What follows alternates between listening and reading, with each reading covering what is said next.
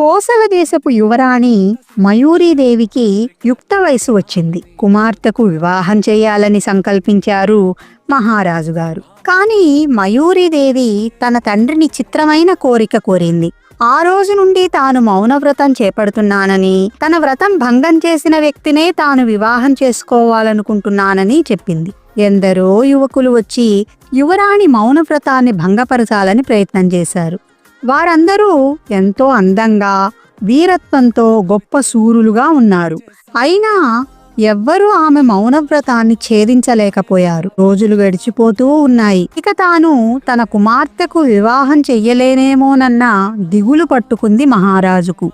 ఒకనాడు సభ జరుగుతుండగా ఒక యువకుడు వచ్చాడు. అతడి ముఖం ఎంతో తేజోమయంగా ఉన్నా ధరించిన వస్త్రాలు మాత్రం బీదవాడని తెలుపుతున్నాయి. అతడు మహారాజు దగ్గరకు వచ్చి నమస్కరించి, మహారాజా, యువరాణి గారు కొంతకాలం కిందట నన్ను వివాహం చేసుకున్నారు. కానీ నేను నిరుపేదను కావడంతో ఆ విషయం మీకు చెప్పలేక ఇలా మౌనవ్రతం అంటూ కాలం గడుపుతున్నారు అన్నాడు. వెంటనే మయూరీదేవి లేచి, అంతా అబద్ధం, ఇతనెవరో నాకు తెలియదు అంటూ పెద్దగా అరిచింది. అతను చిరునవ్వు నవ్వి, అవును, నేనెవరో మీకు తెలియదు. నేను అవంతి దేశపు యువరాజుని. నా పేరు వివేకవర్ధనుడు. ఈ మౌనవ్రతాన్ని భంగం చేయడానికే అబద్ధం చెప్పానంటూ మారువేషాన్ని తొలగించాడు.